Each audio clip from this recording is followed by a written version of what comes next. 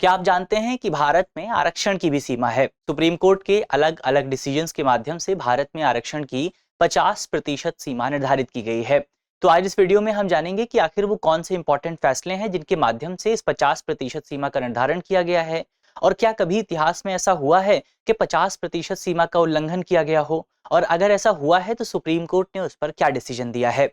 दरअसल ये मामला चर्चा में आया है क्योंकि हाल ही में ये चर्चा की जा रही है कि एक नए राज्य में तेलंगाना में आपको जल्द ही देखने को मिल सकता है कि तेलंगाना की सरकार जो है वो 50% सीमा का उल्लंघन कर सकती है। तो हम यहाँ पर देखेंगे कि ये जो पूरा निर्णय होने वाला है तेलंगाना की सरकार का, इस निर्णय के क्या इंप्लीकेशंस हो सकते हैं, और इसके साथ साथ यहाँ पर सुप्रीम कोर्ट के सामने उसको क्या चैलेंजेस देखने को मिल सकते हैं।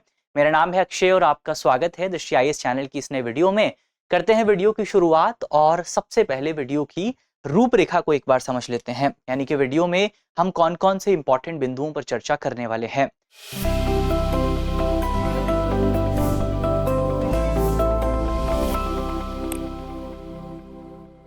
सबसे पहले बात करेंगे खबर को थोड़ा सा यहाँ पर समझने वाले हैं।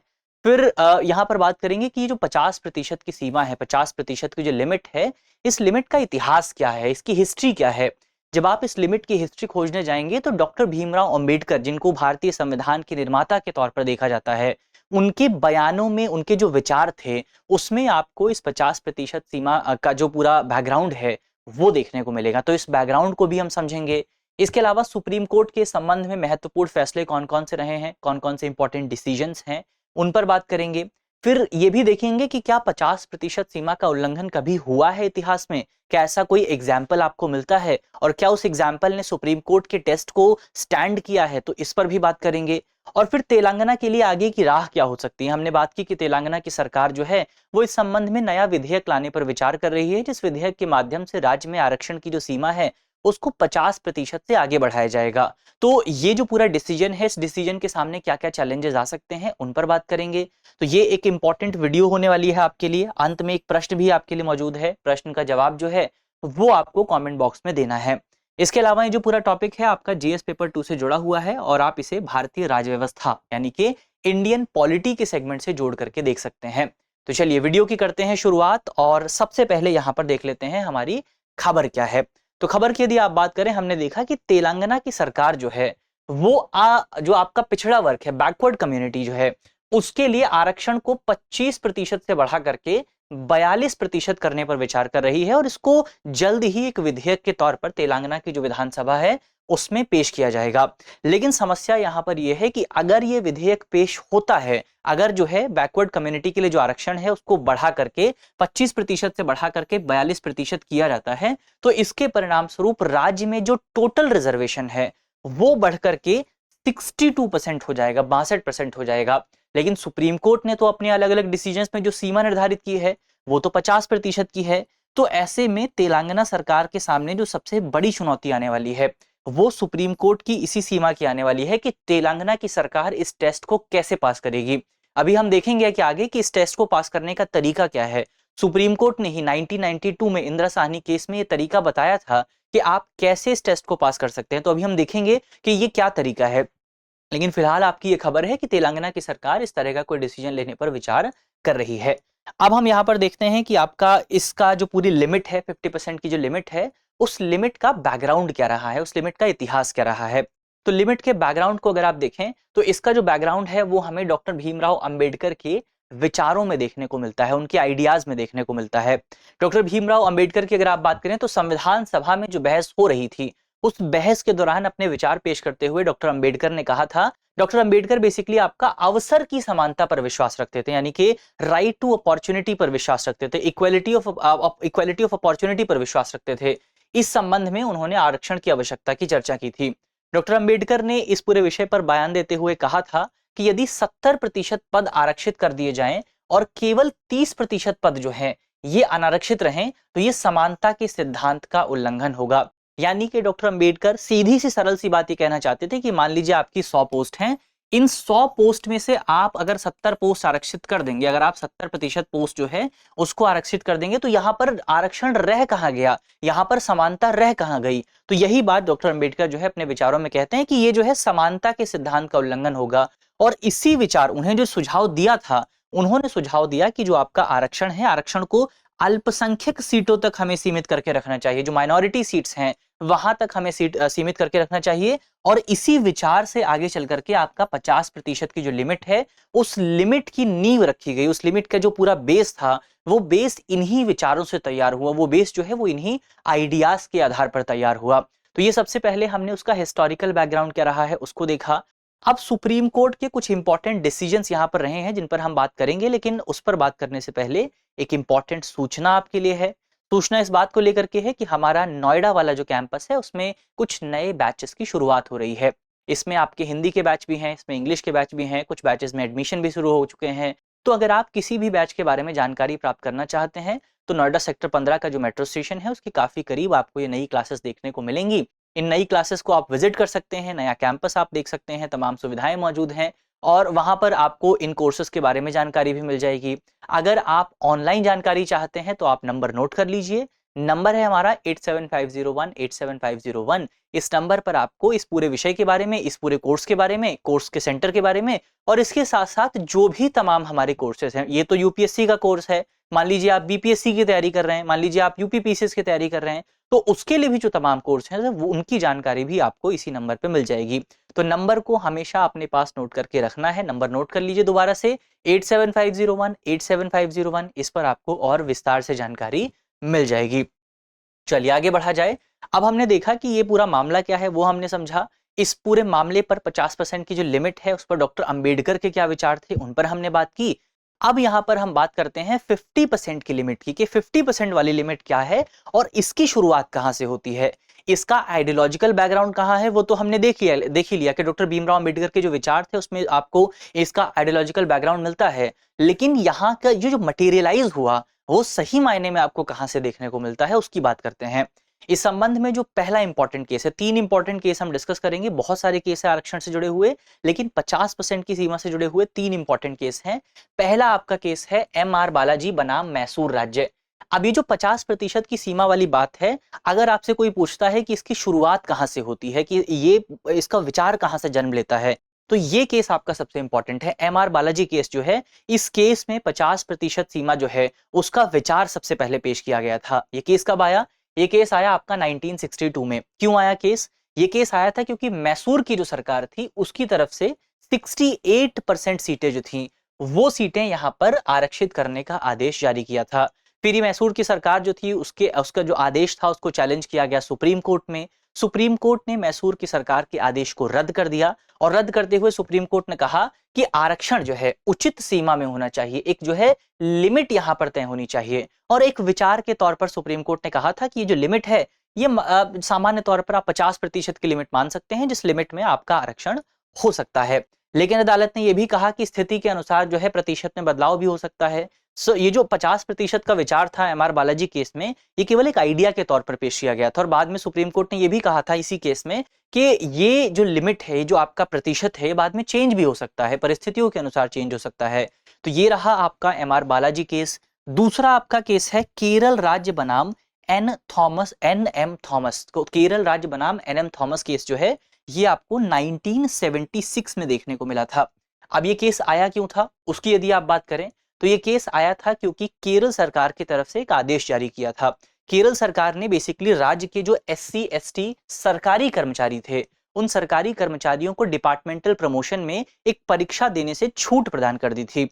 फिर ये छूट को जो है चैलेंज किया गया, इस छूट को जो है सुप्रीम कोर्ट में चैलेंज किया गया। सुप्रीम कोर्ट ने इस छूट को बरकरार रखा। सुप्रीम कोर्ट ने कहा कि इस तरह की छूट देने में कोई भी दिक्कत नहीं है और इसी मामले की सुनवाई करते हुए उस समय के जो जज थे जस्टिस फजल अली, इन्होंने 50% की सीमा को एक सावधानी का नियम बताया। इन्होंने क्या कहा? इन्होंने अपने डिसीजन में कहा कि जो 50% की सीमा है इसकी कठोरता पर सवाल उठाया। उन्होंने कहा कि हमें 50% की सीमा को बहुत कठोरता से फॉलो नहीं करना चाहिए, बहुत सावधानी से फॉलो करना चाहिए।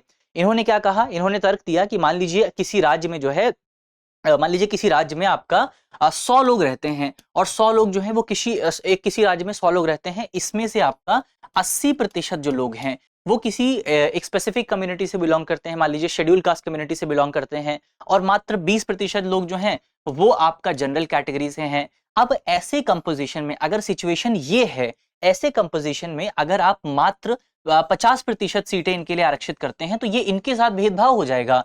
क्यों हो जाएगा? क्योंकि यहां पर अगर आप देखें तो इनके लिए तो केवल आपका 50% सीटें ही आरक्षित हैं, तो इसको यहां पर इन्होंने भेदभाव की तरह देखा था कि अगर आप जो है किसी राज्य में 80% जनसंख्या पिछड़ी है तो वहां पर 80% आरक्षण जो है वो भी दिया जा सकता है। ये विचार आपका पेश किया गया था कौन से केस में? केरल राज्य बनाम एनएम थॉमस केस में 1976। तो हमने दो केस देखे जो कि संबंध में इंपॉर्टेंट है। पहला केस है आपका एमआर बालाजी केस, दूसरा केस है आपका एनएम थॉमस केस 1976। तीसरा केस इस संबंध में काफी इंपॉर्टेंट हो जाता है। तीसरे केस का नाम है आपका इंदिरा साहनी बनाम भारत सरकार विवाद। अभी जो इंदिरा साहनी बनाम भारत सरकार विवाद था ये आपको 1992 में इसमें डिसीजन देखने को मिला था। इससे पहले आपको याद होगा सरकार की तरफ से जो मंडल आयोग था, मंडल आयोग की सिफारिशों को स्वीकार करते हुए अदर बैकवर्ड क्लास के लिए 27% आरक्षण की व्यवस्था की गई थी। अब ये जो 27% आरक्षण की लिमिट थी, इस लिमिट को सुप्रीम कोर्ट में चैलेंज किया गया।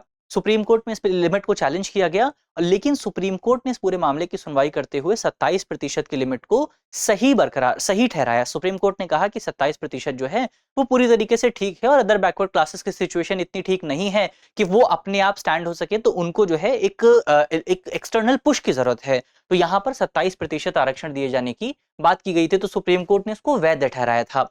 लेकिन सुप्रीम कोर्ट ने इसी केस में 50% सीमा को भी दोहराया था। सुप्रीम कोर्ट ने कहा था कि हम 27% आरक्षण को तो वैध ठहराते हैं, लेकिन आरक्षण की सीमा 50% से ज्यादा नहीं होनी चाहिए। हालांकि सुप्रीम कोर्ट ने यह भी कहा था कि ये जो नियम है, ये जो रूल है, ये अनम्य नहीं है, यानी कि ऐसा नहीं है कि ये एक पत्थर की लकीर है, इसको तोड़ा ही नहीं जा सकता, इस नियम को भी तोड़ा जा सकता है। लेकिन सुप्रीम कोर्ट ने तरीका बताया था, सुप्रीम कोर्ट ने मेथड बताया था कि कौन से नियम से, कौन सा तरीकों को अगर आप फॉलो करें तो आप 50% की सीमा को क्रॉस कर सकते हैं। क्या बताया था सुप्रीम कोर्ट ने? सुप्रीम कोर्ट ने यह कहा कि विशेष परिस्थितियों में आप ये फॉलो कर सकते हैं, विशेष परिस्थितियों में आप इसको क्रॉस कर सकते हैं। अब विशेष परिस्थितियां क्या होंगी? विशेष परिस्थितियों के तौर पर सुप्रीम कोर्ट ने कहा कि आपको डेटा के आधार पर, आपको आंकड़ों के आधार पर यह साबित करना होगा कि आप जिस कम्युनिटी के लिए 50% सीमा का उल्लंघन कर रहे हैं वो कम्युनिटी सही मामलों में पिछड़ी हुई है। अगर आप डेटा के आधार पर इस बात को साबित कर देते हैं तो फिर आप 50% आरक्षण की सीमा को ब्रीच कर सकते हैं, उसका उल्लंघन कर सकते हैं। लेकिन अगर आप डेटा के आधार पर इसको साबित नहीं कर पाते हैं तो आप 50% की सीमा का उल्लंघन नहीं कर सकते हैं। अभी हम इसको और आगे डिटेल में देखेंगे कि इसका लाइव एग्जांपल भी देखेंगे कि आपको कहां पर देखने को मिला। तो ये तो हमने सबसे पहले पूरा मामला देखा कि हिस्टोरिकल बैकग्राउंड क्या रहा है, सुप्रीम कोर्ट के 3 इंपॉर्टेंट फैसले भी हमने यहाँ पर देखे। अब हम बात करते हैं कि 50% की सीमा को क्या कभी पार किया गया है, क्या इसको कभी क्रॉस किया गया है? तो इसको अगर आप देखें, सबसे पहला जो एग्जाम्पल मिलता है आपको वो मिलता है तमिलनाडु का। तमिलनाडु ने 1993 में अपने राज्य में आरक्षण की सीमा को क्रॉस किया था। वर्तमान समय में भी अगर आप देखें तो तमिलनाडु भारत का एकमात्र ऐसा राज्य है जहां पर 50% की सीमा का उल्लंघन किया गया है। तमिलनाडु में यदि आप देखें तो वर्तमान समय में जो आरक्षण की लिमिट है वो 69% के आसपास है। तो ये चीज आपको याद रखना है कि तमिलनाडु में आरक्षण की जो लिमिट है वो 69% के आसपास है और सुप्रीम कोर्ट ने भी इसको बरकरार रखा है। सुप्रीम कोर्ट ने भी इसको समाप्त नहीं किया है, क्योंकि सुप्रीम कोर्ट ने माना है कि तमिलनाडु की सरकार जिस कम्युनिटी के लिए, जिस समुदाय के लिए आरक्षण प्रदान कर रही थी, जिस समुदाय के लिए 50% की सीमा का उल्लंघन किया जा रहा था, उस समुदाय को सही मायनों में आरक्षण की जरूरत है। तो तमिलनाडु की सरकार का जो पूरा तर्क था उस तर्क को स्वीकार किया गया। लेकिन एक और राज्य है महाराष्ट्र ने भी ऐसा करने की कोशिश की थी। महाराष्ट्र ने 2021 में मराठा आरक्षण प्रदान किया था और मराठा आरक्षण के माध्यम से 50% की सीमा का उल्लंघन किया गया। लेकिन सुप्रीम कोर्ट ने मराठा आरक्षण को रद्द कर दिया था। क्यों रद्द किया था? क्योंकि सुप्रीम कोर्ट का कहना था कि मराठा आरक्षण 50% की सीमा का उल्लंघन करता है। और यहां पर अगर आप देखें तो महाराष्ट्र की जो सरकार है वो आंकड़ों के माध्यम से ये साबित नहीं कर पाई थी कि महाराष्ट्र में मराठाओं को सही मायने में आरक्षण की जरूरत है। तो इस आधार पर सुप्रीम कोर्ट ने मराठा आरक्षण को रद्द कर दिया था। लेकिन तमिलनाडु का जो आरक्षण है वो बरकरार रखा गया था। तो आप देख सकते हैं कि एक फॉर्मूला यहां पर सुप्रीम कोर्ट ने निकाला था इंदिरा साहनी केस में कि डेटा के आधार पर आपको यह साबित करना है कि जिस कम्युनिटी को आप आरक्षण दे रहे हैं उस कम्युनिटी को सही मायने में आरक्षण की जरूरत है। और सरकारी विभागों और जो आपके एजुकेशनल इंस्टीट्यूट्स हैं वहां पर वो जो समुदाय है वो सही मायनों में पिछड़ा हुआ है। केवल तब ही जाकर के आप उस समुदाय को आरक्षण प्रदान कर सकते हैं। तो ये लिमिट, ये आपका पूरा तरीका जो है वो सुप्रीम कोर्ट ने दिया हुआ है इंदिरा साहनी केस में। महाराष्ट्र उसको फॉलो नहीं कर पाया, तमिलनाडु ने उसको फॉलो किया, तो तमिलनाडु का आरक्षण बरकरार है, महाराष्ट्र का आरक्षण रद्द कर दिया गया था। अब हम यहाँ पे बात करते हैं कि तेलंगाना की राह क्या हो सकती है। तो तेलंगाना में 62% आरक्षण लागू करने का प्रस्ताव जो है वो जाहिर तौर पर 50% की जो सीमा है उस सीमा का उल्लंघन करता है। तो इसको सुप्रीम कोर्ट में कानूनी चुनौती तो मिल सकती है। सरकार तमिलनाडु की तरह कानून को 9वीं अनुसूची में शामिल करने पर विचार कर सकती है, लेकिन खुद सुप्रीम कोर्ट का फैसला कहता है कि अगर आपने किसी भी अधिनियम को जो केशवानंद भारती केस था, केशवानंद भारती केस के बाद शामिल किया है 9वीं अनुसूची में, और वो बेसिक स्ट्रक्चर का उल्लंघन करता है, तो उसको भी चैलेंज किया जा सकता है, उसकी भी न्यायिक समीक्षा की जा सकती है। अब यहाँ पर जो तेलंगाना की सरकार है उसके सामने क्या विकल्प बचता है। तेलंगाना की सरकार के सामने विकल्प ये बचता है कि तेलंगाना की सरकार जिस कम्युनिटी के लिए इस पूरी आरक्षण की सीमा को ब्रीच कर रही है, उसको डेटा के आधार पर सब्सटैंशिएट किया जाए, डेटा के आधार पर ये बताया जाए कि सही मायने में इस कम्युनिटी की जो सिचुएशन है वो भारत में या फिर तेलंगाना में काफी ज्यादा पिछड़ी हुई है और उस समुदाय को जो है आरक्षण की जरूरत है। अगर तेलंगाना की सरकार आंकड़ों के माध्यम से उसको सब्सटैंशिएट कर देती है तो फिर इस आरक्षण को बरकरार रखा जा सकता है। लेकिन अगर तमिलनाडु की सरकार इसको सब्सटैंशिएट नहीं कर पाती है तो फिर आरक्षण को जो है रद्द करना जो है सुप्रीम कोर्ट की तरफ से रद्द किया जा सकता है। तो ये कुछ ऑप्शन आपके तमिलनाडु की सॉरी तेलंगाना की सरकार के सामने मौजूद हैं। तो ये ओवरऑल हमने इस पूरे मामले में क्या कुछ इंपॉर्टेंट पॉइंट्स थे उन पॉइंट्स की बात की। अब अंत में एक सवाल आपके लिए मौजूद है, सवाल का जवाब आपको कमेंट बॉक्स में देना है। तो सवाल में आपसे पूछा गया है कि निम्नलिखित में से कौन सा मामला आरक्षण की 50% सीमा से जुड़ा हुआ नहीं है। हमारे ऑप्शन है ऑप्शन ए इंदिरा साहनी बनाम भारत संघ 1992, ऑप्शन बी एम.आर. बालाजी बनाम मैसूर राज्य 1962, ऑप्शन सी मारुति श्रीराम बनाम महाराष्ट्र राज्य 2021 और ऑप्शन डी इंदिरा साहनी बनाम भारत सरकार 1992। तो सॉरी यहाँ पर आपका ये 2 बार आ चुका है, तो इसमें आप ये कर लीजिए कि जो एन.एम. थॉमस केस था उसको यहाँ पर आप ऑप्शन की तरह ऐड कर सकते हैं। तो इसका सही जवाब क्या होगा वो आपको जल्दी से कमेंट बॉक्स में बताना है। तो मुझे उम्मीद है इस वीडियो में हमने जितने भी इंपॉर्टेंट टॉपिक डिस्कस किए हैं, जितने भी इंपॉर्टेंट कॉन्सेप्ट डिस्कस किए हैं, वो आपको समझ में आए होंगे। और यदि आपको वीडियो अच्छी लगी है तो वीडियो को लाइक कीजिएगा, वीडियो को शेयर कीजिएगा अपने दोस्तों के साथ, अपने साथियों के साथ, अपने परिवारजनों के साथ। और अगर आपको वीडियो अच्छी लगी है तो वीडियो को अपने दोस्तों के साथ शेयर करना मत भूलिएगा। चैनल पर अगर आप नए हैं तो चैनल को सब्सक्राइब कर लीजिए ताकि आपको इसी तरह की जो इंपॉर्टेंट वीडियोस हैं, कॉन्सेप्ट हैं, वो समझ में आते रहें, आप तक वीडियो पहुंचती रहे। वीडियो की पीडीएफ आपको टेलीग्राम ग्रुप पर मिल जाएगी। मिलते हैं आपसे अगले वीडियो में, तब तक के लिए अपना ख्याल रखिए, ध्यान रखिए, पढ़ते रहिए। धन्यवाद। डियर व्यूअर्स, अपने एग्जाम की तैयारी को और बेहतर करने के लिए हमारे चैनल को लाइक, शेयर और सब्सक्राइब करना न भूलें।